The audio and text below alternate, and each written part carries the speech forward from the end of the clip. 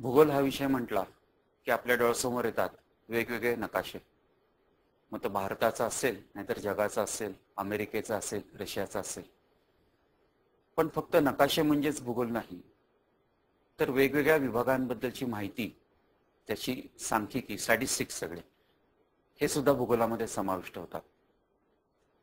आणि त्या आकड्यांमुळेच खूप वेळा भूगोल हा विषय आपल्याला क्लिष्ट वाटतो, अवघड वाटतो. नकाशामध्ये पुणे नेमकं कुठं दाखवायचं हे जर का म्हटलं तर ते पुणे जिथं आहे त्याच्यापेक्षा थोडंसं खालीवर डावीकडे उजवीकडे सरकलं की त्याची स्थान जागा बदलते. पण मग एवढा अभ्यास खोलवर हा प्रत्येक नकाशाचा विभागाचा कसा करायचा, थोडक्यात भूगोलाचा अभ्यास कसा करायचा की जेणेकरून आपल्याला बोर्डाच्या परीक्षेमध्ये भरपूर गुण प्राप्त होतील, त्याबद्दलची माहिती करून देण्यासाठी आज आपल्याकडे आलेले आहेत सौ स्मिता करंदीकर. पुण्यातील अहिल्यादेवी शाळेमध्ये त्या गेली अनेक वर्ष शिक्षिका म्हणून काम करतात. तसंच बोर्डामध्ये सुद्धा एक्झामिनर, मॉडरेटर अशा वेगवेगळ्या पातळ्यांवरती त्यांनी काम केलेले. त्यांचा अनुभव अतिशय दांडगा आहे. तर त्यांना आपण ऐकूयात. स्मिता करंदीकर. नमस्कार मुलांनो. काय मग नवीन अभ्यासक्रमाला तयार आहात ना? तुम्ही सज्ज आहात ना? नवीन अभ्यासक्रमाची अजिबात भीती बाळगू नका मुलांनो. भूगोल अर्थशास्त्र हा विषय इतर विषयांप्रमाणे सोपा आहे. फक्त त्याचं नियोजन करणं किंवा वर्षभर व्यवस्थित अभ्यास करणं हे अतिशय गरजेचं आहे. 9वी मध्ये तुम्ही महाराष्ट्राच्या भूगोलाचा अभ्यास केला, पण 10वी मध्ये मात्र परत भारताच्या भूगोलाचा अभ्यास करणार आहात. मागील वर्षापर्यंत भूगोल आणि अर्थशास्त्राची 2 वेगळी पुस्तकं होती, पण आता मात्र भूगोल आणि अर्थशास्त्राचं मिळून एक पुस्तक आहे आणि या एकाच पुस्तकाचा तुम्हाला अभ्यास करायचा आहे. अभ्यासक्रम हा कमी करण्यात आलेला आहे, कारण गुणांचा जर भार आपण बघितला तर 40 गुणांची लेखी परीक्षा आहे आणि 10 गुण हे तुमच्या इंटरनल मार्क्ससाठी आहेत. म्हणजे तुम्ही वर्षभर जे स्वाध्याय लिहिणार आहात त्या स्वाध्यायांसाठी 10 मार्क राखून ठेवलेले आहेत, ते अंतर्गत गुणांसाठी आहेत आणि 40 गुणांची लेखी परीक्षा तुम्हाला लिहायची आहे. मुलांनो, वर्षभर जर या अभ्यासाचं नियोजन केलं, तुम्ही वर्षभर थोडा थोडा अभ्यास केलात, ज्या परीक्षा तुम्ही शाळांमध्ये देणार आहात, चाचणी आहे, 6माही आहे, यांचा व्यवस्थित जर अभ्यास केला तर या विषयाचा बाऊ तुम्हाला वाटणार नाही. एक मात्र महत्वाचं आहे की इंग्रजी, गणित आणि शास्त्राप्रमाणे या विषयाकडे सुरुवातीपासून लक्ष देणं हे फार गरजेचं आहे. ऐन वेळी या विषयाचा अभ्यास होऊ शकत नाही. महाराष्ट्र राज्य शिक्षण महामंडळाने नवीन अभ्यासक्रम 2010चा आराखडा जो आणलेला आहे, या आराखड्यामध्ये अनेक बदल हे करण्यात आलेले आहेत. एक म्हणजे तुम्हाला भूगोल आणि अर्थशास्त्राचं एकच पुस्तक आहे. या पुस्तकामध्ये विविध धडे भूगोलाचे आणि अर्थशास्त्राचे आहेत. भूगोलाच्या प्रकरणांमध्ये स्वाभाविक विभाग हे दिलेले आहेत. स्वाभाविक विभागांमध्ये जर आपण उत्तरेकडनं बघितलं तर उत्तरेकडील पर्वतीय प्रदेश, उत्तरेकडील मैदाने आणि त्यांचे वेगवेगळे विभाग, द्वीपकल्पीय पठारी प्रदेश, घाट, किनारपट्टीची मैदानं आणि भारतीय बेट या स्वाभाविक विभागांमध्ये विविध घटकांचा समावेश हा करण्यात आलेला आहे. आता भारताच्याच भूगोलाचा अभ्यास का करायचा? तर एक म्हणजे आपला देश आहे, आपली मातृभूमी आहे, आपल्या देशाचा अभ्यास हा आपला झाला पाहिजे. विशेषतः आपल्या देशामध्ये विविधता कशी आहे हे जाणून घेणं अत्यंत गरजेचं आहे आणि त्यामुळे भारताच्या भूगोलाचा अभ्यास हा तुम्हाला 10वी मध्ये आहे. त्या व्यतिरिक्त तुम्हाला व्यावहारिक ज्ञान मिळावं किंवा स्पर्धा परीक्षा म्हणजे MPSC UPSC सारख्या स्पर्धा परीक्षांमध्ये याचा निश्चितपणे उपयोग हा होतो.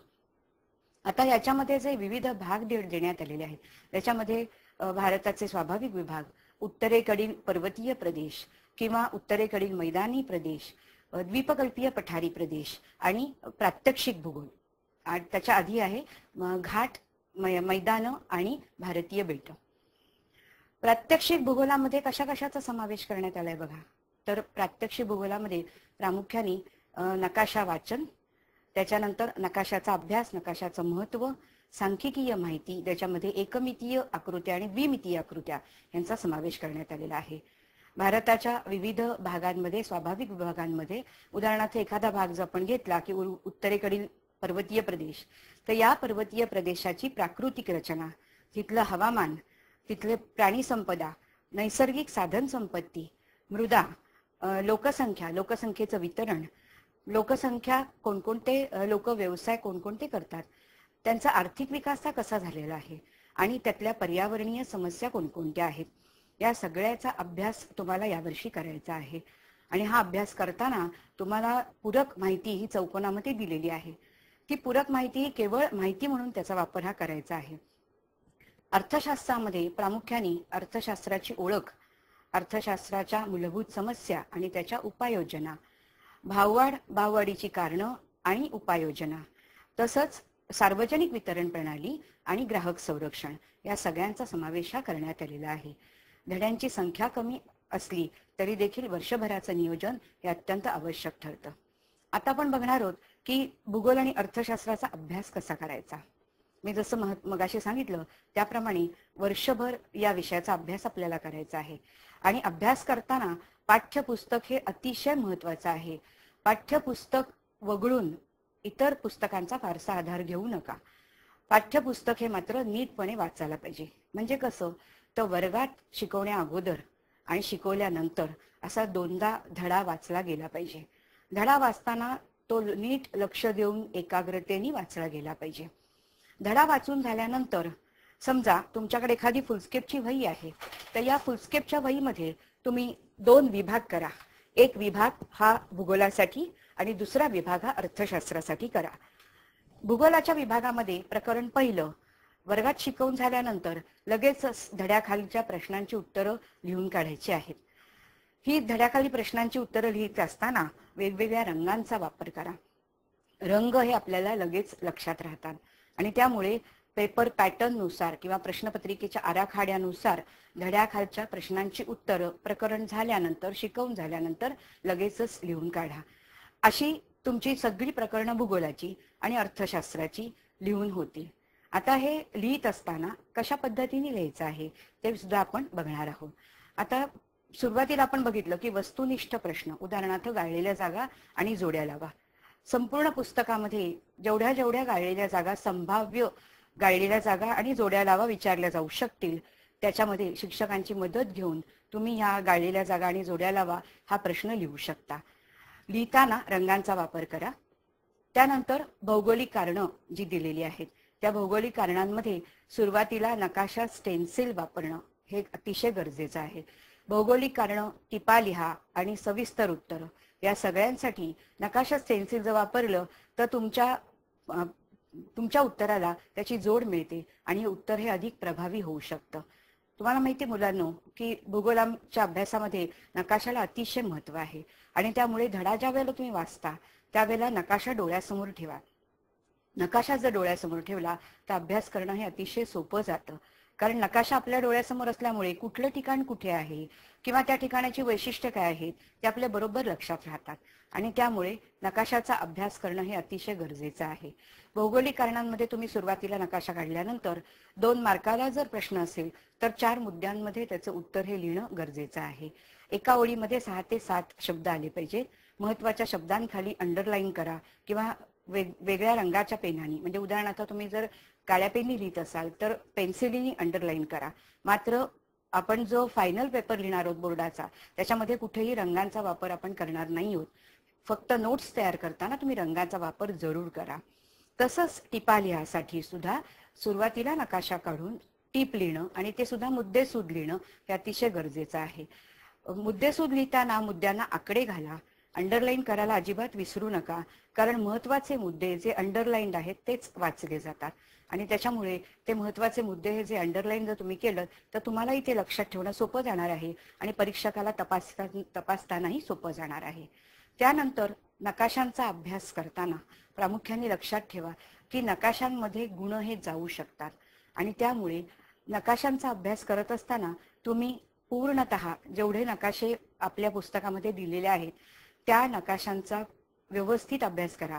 वर्गामध्ये समजा एखादा ऑफ तास असेल तर एकमेकांना नकाशा घालणं आणि नकाशा भरणं किंवा नकाशा ॲटलासचा वापर त्याच्यामध्ये करणं आणि त्या ॲटलासच्या साह्याने नकाशा भरणं, यासाठी स्वतंत्र नकाशा वही तयार करा.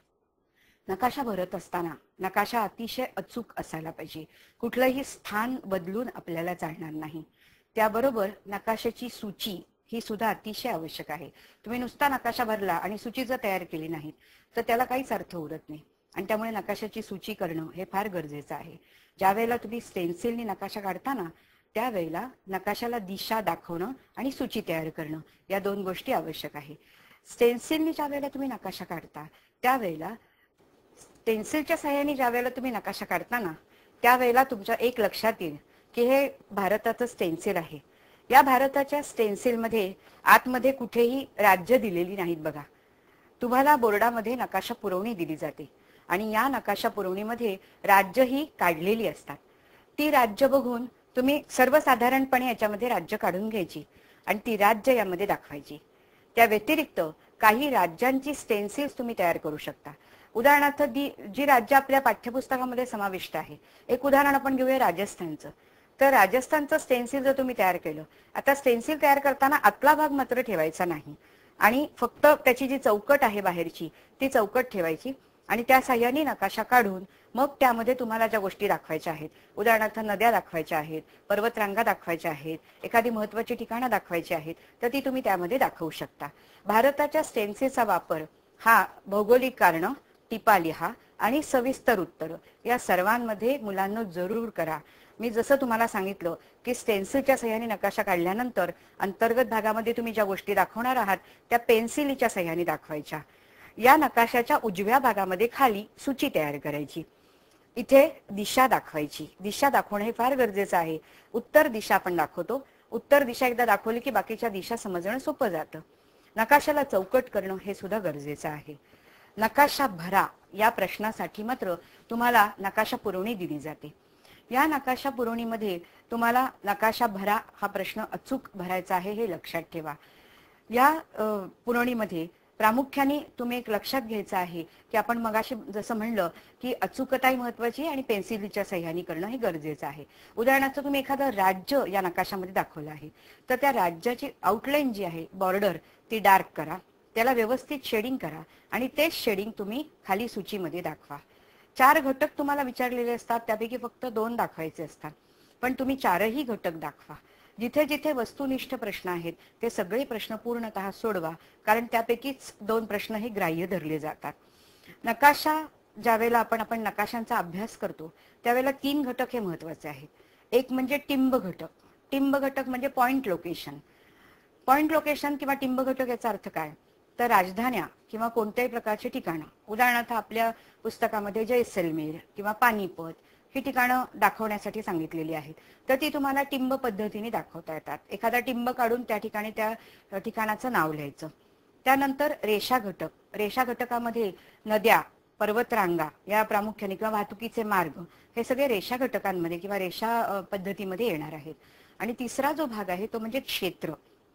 त्या क्षेत्रामध्ये नद्यांचं एकूण खोरं किंवा एखादा विभाग, उदाहरणार्थ पुस्तकामध्ये सुंदरबन दाखवायला सांगितलेला आहे किंवा भांगर किंवा बग्गर हा जो भाग आहे तो दाखवायला सांगितलेला आहे, तर तो जर तुम्ही त्या ठिकाणी दाखवला तर त्याला क्षेत्र पद्धत असं आपण म्हणणार आहोत किंवा क्षेत्र त्या ठिकाणी तुम्ही दाखवता.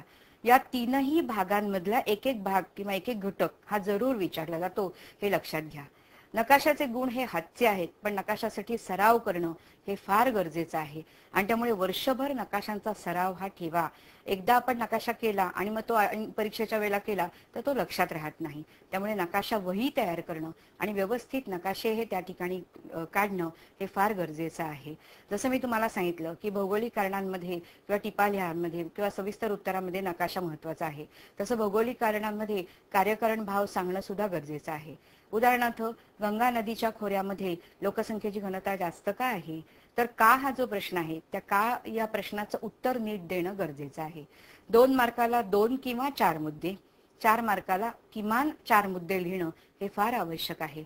त्यामुळे सविस्तर उत्तरांमध्ये तुम्ही ज्या वेळेला उत्तर लिहिता त्यावेळेला सविस्तर उत्तर हे किमान तुमचं एक फुलस्केप झालं पाहिजे. त्याच्यामध्ये नकाशा स्टेन्सिल काढणं हे अत्यंत आवश्यक आहे. तुम्हाला रेषालेख किंवा एखादी आकृती काढायला सांगितली जाईल जी प्रात्यक्षिक भूगोलामध्ये समाविष्ट आहे. रेषालेखांचे प्रकार किंवा स्तंभालेखाचे प्रकार हे तुम्हाला विचारले जातील, जे काढण्यासाठी प्रत्यक्ष आहेत आणि त्याच्यासाठी 2 गुण राखून ठेवलेले आहेत. त्याचा देखील सराव तुमच्या आलेख वहीमध्ये करा. या सगळ्याचा उपयोग तुम्हाला मुलांना होणार आहे. जसं मी भूगोलाच्या बाबतीत सांगितलं तसंच अर्थशास्त्राच्या बाबतीत देखील आहे. अर्थशास्त्र हे भूगोलाच्या तुलनेने अर्थशास्त्राची भाषा ही थोडीशी क्लिष्ट असते आणि त्यामुळे अर्थशास्त्राचं वाचन तर वारंवार करणं अतिशय आवश्यक आहे. विशेषतः व्याख्या या पाठच करायला पाहिजे आणि त्यामुळे अर्थशास्त्राचे धडे हे तुम्ही जितके जास्त वाचाल तेवढं तुमच्या जास्त लक्षात राहणार आहे. जसं भूगोलाच्या नोट्स तुम्ही काढणार आहात प्रकरणांप्रमाणे, तशा अर्थशास्त्राच्या देखील नोट्स काढा. पण याच्यामध्ये फक्त धड्याखालच्या प्रश्नांचा समावेश करू नका, संभाव्य प्रश्नांचा समावेश देखील त्याच्यामध्ये झाला पाहिजे. अर्थशास्त्र हे लिहित असताना त्याच्यामध्ये जशीच्या तशी भाषा आली पाहिजे. म्हणजे अर्थशास्त्रामध्ये जशी भाषा दिली आहे तीच भाषा वापरणं हे अतिशय गरजेचं आहे. अशा प्रकारे मुलांना तुम्ही अभ्यास करा. काही विशिष्ट प्रकरणांसाठी आपण तक्ते तयार करणार आहोत. आता उदाहरणार्थ हिमालयाच्या रांगा, या हिमालयाच्या रांगांची जी वैशिष्ट्ये दिलेली आहेत ती आपल्या लक्षात राहत नाही आणि त्यामुळे एखादा विभाग जर आपण घेतला तर त्या विभागामध्ये त्याची प्राकृतिक रचना, त्याचं हवामान, त्याच्यामध्ये येणारी मृदा, वनस्पती, प्राणी, लोकसंख्या किती आहे, त्याच्यानंतर त्याच्यामध्ये कोणकोणती क्षेत्र येतात आणि व्यवसाय कोणकोणते चालतात, असे तक्ते जर मुलांना तुम्ही तयार केले तर ह्या आणि हे तक्ते घरामध्ये किंवा तुमच्या वर्गांमध्ये लावून ठेवले आणि ते वारंवार जर वाचलेत तर तुम्हाला याचा निश्चितपणे उपयोग होणार आहे. एक तक्ता म्हणजे एक धडा आहे आणि तो धडा तुमचा पूर्ण होईल. धडा वाचायला लागणार नाही, तक्त्याच्या साह्याने तो तुम्ही अभ्यास केला तर तो जास्त चांगल्या प्रकारे लक्षात राहू शकतो. हा तक्ता सुद्धा वेगवेगळ्या रंगांचा करा. तो जेवढा आकर्षक बनवता येईल तेवढा आकर्षक बनवा, कारण रंग हे चांगले लक्षात राहतात. त्या व्यतिरिक्त आता नवीन आधुनिक तंत्रज्ञानाच्या साह्याने काही गोष्टी आपण रेकॉर्ड करू शकतो आणि रेकॉर्ड करून त्या वारंवार जर तुम्ही ऐकल्यात, उदाहरणार्थ अर्थशास्त्राच्या व्याख्या किंवा एखादी किचकट माहिती की जी तुमच्या लक्षात राहत नाहीये, तर ती जर माहिती तुम्ही रेकॉर्ड केली आणि ती जर तुम्ही वारंवार ऐकली तर तुम्हाला याचा निश्चितपणे फायदा हा होणार आहे. हे अशा प्रकारे तुम्ही वर्षभर नियोजन करून अभ्यास करणं हे आवश्यक आहे. परीक्षेच्या आदल्या दिवशी या विषयाचा अभ्यास होत नाही. लेखी परीक्षा 40 गुणांची आहे आणि या 40 गुणांसाठी फक्त धड्याखालचे प्रश्न विचारले जात नाही, धड्यामधले सुद्धा प्रश्न असतात आणि त्यामुळे धड्यांचं वाचन हे सखोल करणं, त्याची टिपणं काढणं किंवा नोट्स काढणं हे फार आवश्यक आहे. आता एकदा तुम्ही नोट्स काढल्यानंतर परीक्षा जवळ आल्यावर, समजा 6माही परीक्षा आहे तुमची, तर या 6माही परीक्षेसाठी समजा भूगोलाची 5 प्रकरणं आहेत आणि अर्थशास्त्राची 2 प्रकरणं आहेत, तर एक फुलस्केपचा कागद घ्या. या फुलस्केपच्या कागदामध्ये तुम्ही या कागदाचे भाग तयार करा.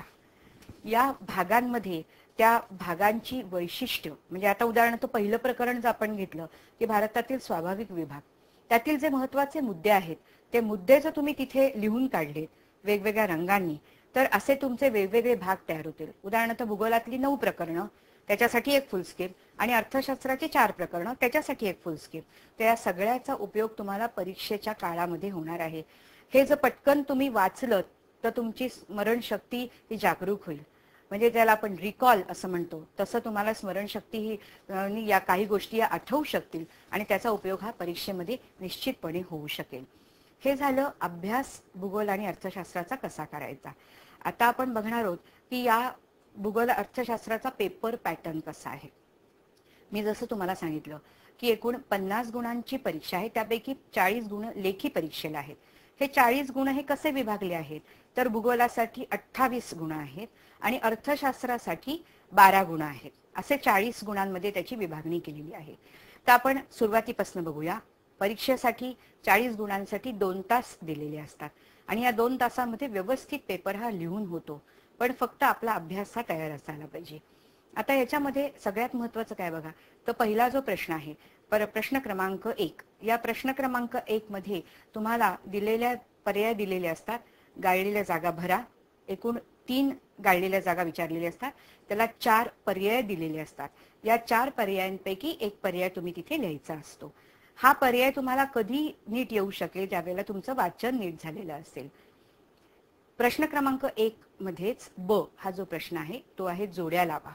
जोड्या लावामध्ये अ स्तंभ आणि ब स्तंभ असे 2 भाग दिलेले असतात. अ स्तंभामध्ये 3 घटक दिलेले असतात आणि ब स्तंभामध्ये 4 घटक दिलेले असतात. याच्या जोड्या जर एखादी जोडी चुकली तर बाकीच्या जोड्या चुकू शकतात आणि त्याच्यामुळे जोड्या ह्या व्यवस्थित लावा. या सगळ्यासाठी 3 गुण हे आहेत. प्रश्न क्रमांक 2 यामध्ये कारणे द्या हा प्रश्न आहे. भौगोलिक कारणे द्या.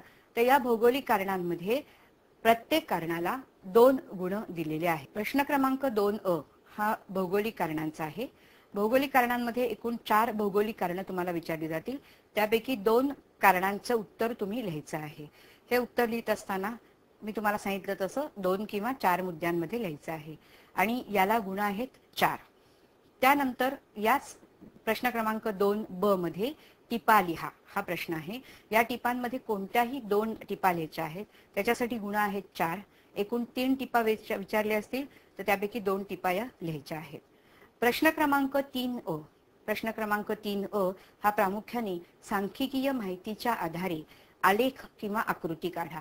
त्याच्यामध्ये प्रामुख्याने तुम्हाला रेषालेख, स्तंभालेख हे विचारले जातील आणि आकृतीमध्ये विभाजित वर्तुळ किंवा विभाजित आयत हे विचारले जातील आणि त्याच्यासाठी 2 गुण हे राखून ठेवलेले आहेत. त्यानंतर ब जो प्रश्न आहे त्या प्रश्नामध्ये नकाशा दिलेला असेल, नकाशाचं निरीक्षण करून प्रश्नांची उत्तरं लिहायची आहेत. आता तुम्हाला ही प्रश्नांची उत्तरं लिहित असताना दिशा माहिती असणं फार गरजेचं आहे. सर्वसाधारणपणे आपल्याला उत्तर, दक्षिण, पूर्व, पश्चिम या दिशा माहिती असतात, पण आग्नेय, नैऋत्य, वायव्य, ईशान्य या दिशा सुद्धा माहिती असणं आवश्यक आहे. कारण कोणत्या दिशेला कोणतं राज्य आहे किंवा कोणता घटक आहे हे जर तुमच्या लक्षात आलं त्याचं उत्तर तुम्ही लिहू शकता. ह्याच्यामध्ये 4 घटक विचारलेले आहेत. त्यापैकी फक्त 2 घटकांची उत्तरं लिहायची आहेत. त्याच्यासाठी 2 गुण राखून ठेवलेले आहेत. पण मुलांनो, म्हणजे मी तुम्हाला असा एक सल्ला देते की 4ही उत्तरं तुम्ही लिहा. त्यानंतर प्रश्न क्रमांक 3क हा नकाशा भरा हा अतिशय महत्वाचा प्रश्न आहे. त्याच्यामध्ये सुद्धा 4 घटक विचारलेले असतात आणि 2 गुणांचा हा प्रश्न आहे. कोणतेही 2 घटक तुम्ही दाखवायला पाहिजेत नकाशामध्ये, पण 4ही घटक हे दाखवा. प्रश्न क्रमांक 4 हा भूगोलातला दीर्घोत्तरी प्रश्न आहे. सविस्तर उत्तरे लिहा. ह्याच्यासाठी 8 गुण राखून ठेवलेले आहेत. 3 घटक विचारलेले असतात किंवा 3 प्रश्न विचारलेले असतात. त्यापैकी 2 प्रश्नांची उत्तरही तुम्ही लिहायची असतात आणि सविस्तर असल्यामुळे ती सविस्तर पद्धतीनेच लिहायला पाहिजेत. म्हणजे जसं मी तुम्हाला सांगितलं की 4 गुणांचा प्रश्न असल्यामुळे किमान 4 मुद्दे आणि जास्तीत जास्त 4 पेक्षा जास्त मुद्दे हे लिहिणं आवश्यक आहे, ज्याच्यामध्ये नकाशा, स्टेन्सिल गरजेचा आहे. प्रश्न क्रमांक 5 जो आहे तो अर्थशास्त्राचा आहे. अर्थशास्त्रामध्ये सुरुवातीला 2 गाळलेल्या जागा दिलेल्या आहेत. त्याच्यामध्ये 3 पर्याय दिलेले आहेत. त्यापैकी एक पर्याय तुम्हाला लिहायचा आहे. त्याच्यासाठी 2 गुण हे राखून ठेवलेले आहेत. अर्थशास्त्रातला प्रश्न क्रमांक 6 1 ते 2 वाक्यात उत्तरे लिहा. ह्याच्यामध्ये एकूण 5 प्रश्न तुम्हाला विचारलेले असतात आणि ते तुम्ही 1 ते 2 वाक्यात लिहिणं अपेक्षित असतं. 5 प्रश्नांपैकी 3 प्रश्न लिहायचे आपल्याला आणि त्याच्यासाठी 6 गुण राखीव आहेत. म्हणजे प्रत्येक प्रश्नाला 2 गुण आहेत. एका वाक्यात उत्तर जरी विचारलं तरी एका वाक्यात ते लिहायचं नाही, किमान 2 आणि 2 ते 3 वाक्यांमध्ये ते लिहायचं आहे. त्याच्यामध्ये उदाहरणांचाही समावेश करायचा आहे. प्रश्न क्रमांक 7 जो आहे तो अर्थशास्त्रातला 5 ते 6 वाक्यात उत्तरे लिहा असा आहे आणि त्यामध्ये 2 पैकी 1 प्रश्नाचं उत्तर आपल्याला लिहायचं आहे आणि त्यामुळे ते देखील दीर्घोत्तरी प्रश्न असल्यामुळे व्यवस्थित त्याचं उत्तर हे लिहिता आलं पाहिजे. अर्थशास्त्रामध्ये जे मुद्दे दिलेले आहेत ते मुलांना लक्षात ठेवा आणि ते मुद्दे जर लक्षात ठेवले तर त्याचं स्पष्टीकरण करणं हे तुम्हाला सोपं जाणार आहे. हे आपण बघितला पेपर पॅटर्न. आता आपण बघणार आहोत गुणभार, की ज्याला आपण वेटेज असं म्हणतो. वेटेज बघत असताना आपण त्या वेटेजचे 3 भाग करणार आहोत.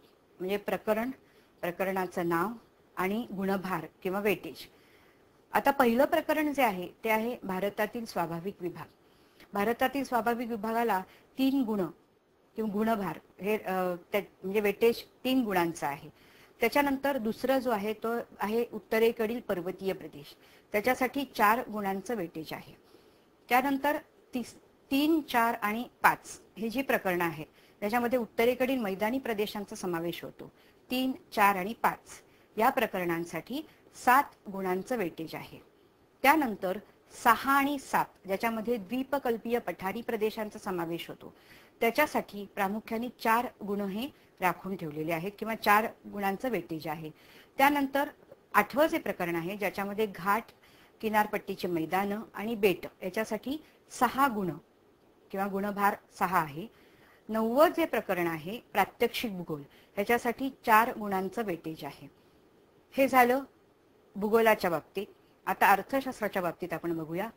पहिल्या प्रकरणासाठी म्हणजे अर्थव्यवस्थेची ओळख त्याच्यासाठी 2 गुण हे राखून ठेवण्यात आलेले आहेत. दुसरं प्रकरण जे आहे त्याच्यामध्ये अर्थव्यवस्थेच्या समस्या व उपाययोजना, ह्याच्यासाठी 2 गुणांचं वेटेज आहे. तिसरं जे आहे ते आहे भाववाढ उपाययोजना आणि त्याच्या समस्या, ह्याच्यासाठी 4 गुणांचं वेटेज आहे. आणि चौथं प्रकरण जे आहे ज्याच्यामध्ये सार्वजनिक वितरण प्रणाली आणि ग्राहक संरक्षण, ह्याच्यासाठी देखील 4 गुणांचं वेटेज आहे. म्हणजे बघितलं तुम्ही तर भूगोलासाठी 28 गुण आणि अर्थशास्त्रासाठी 12 गुण, अशा प्रकारे वेटेज त्याच्यामध्ये असलेलं आपल्याला आढळतं. आता ज्या वेळेला तुम्ही अभ्यासाचं नियोजन करता त्यावेळेला शाळेला असणाऱ्या सुट्ट्या किंवा शाळेमध्ये असणारे वेगवेगळे कार्यक्रम हे लक्षात घेऊन डिसेंबर पर्यंत तुमचा अभ्यास हा तयार असला पाहिजे. आणि डिसेंबर नंतर तुम्ही प्रश्नपत्रिका सोडवणं हे फार आवश्यक आहे. प्रश्नपत्रिका सोडवताना वेळ लावून सोडवा. अभ्यासाचं नियोजन हे व्यवस्थित करा. उदाहरणार्थ पहिलं प्रकरण भूगोलाचं आपण जूनमध्ये पूर्ण करायला पाहिजे. भूगोलाचं दुसरं आणि तिसरं प्रकरण हे जुलैमध्ये पूर्ण करायला पाहिजे. त्याच्यानंतर चौथं आणि 5वं प्रकरण हे ऑगस्टमध्ये पूर्ण करायला पाहिजे. 6वं आणि 7वं प्रकरण हे सप्टेंबरमध्ये पूर्ण करायला पाहिजे. 8वं प्रकरण हे ऑक्टोबरमध्ये, नोव्हेंबरमध्ये दिवाळी असणार आहे आणि त्यामुळे सुट्ट्या असणार आहेत. 9वं प्रकरण हे डिसेंबरमध्ये पूर्ण करायला पाहिजे. तर या सगळ्या गोष्टी याच्यामध्ये थोडासा बदलही असू शकतो. प्रत्येक शाळेनुसार किंवा शाळेच्या ज्या परीक्षा आहेत त्यानुसार बदल हा होऊ शकतो. प्रात्यक्षिक भूगोलाचा भाग सुद्धा पहिल्या सत्रात तुम्हाला येऊ शकतो. त्यामुळे प्रात्यक्षिक भूगोल पहिल्या सत्रामध्येच अभ्यास त्याचा होणं हे अत्यंत आवश्यक आहे. अर्थशास्त्राच्या बाबतीत देखील की अर्थशास्त्राचं पहिलं प्रकरण जुलैमध्ये, अर्थशास्त्राचं दुसरं प्रकरण ऑगस्टमध्ये, तिसरं प्रकरण हे सप्टेंबरमध्ये आणि चौथं प्रकरण ऑक्टोबरमध्ये, अशा प्रकारे जर तुम्ही महिन्याप्रमाणे विभागणी केली तर सगळ्या विषयांना तुम्हाला समान न्याय देता येईल आणि भूगोलाचा अभ्यास व्यवस्थित होऊ शकेल. भूगोलाचा अभ्यास हा सोपा आहे मुलांनो, फक्त नकाशाचा त्याच्या बरोबरीने अभ्यास करणं गरजेचं आहे. नकाशा जर तुम्ही समोर ठेवलात तर हा अभ्यास सोपा जाणार आहे. जसं आपण इंग्लिशमध्ये डिक्शनरीचा वापर करतो तसा भूगोलामध्ये ॲटलासचा वापर हा जरूर करा. म्हणजे ॲटलास नकाशा संग्रह हा आपल्या संग्रहात असणं हे गरजेचं आहे. मुलांनो, ॲटलास हा विकत घ्या आणि काही ठिकाणं ही पुस्तकामध्ये दिलेली नाही आहेत की ज्याचा वापर तुम्हाला ॲटलास जर तुम्ही वापरलात तर तुम्हाला ते ठिकाणं सहज सोप्या पद्धतीने काढता येतील. आणि त्यामुळे ॲटलास वापरणं, नकाशा वहीचा वापर करणं, नोट्स तयार करणं, या सगळ्या गोष्टी अत्यंत आवश्यक आहे. या दृष्टीने जर तुम्ही मुलांना अभ्यास केला तर तुम्हाला भूगोल आणि अर्थशास्त्र अजिबात अवघड जाणार नाही. सुरुवातीपासून मात्र दुर्लक्ष करू नका. नीट नियोजनपूर्वक अभ्यास करा. धन्यवाद.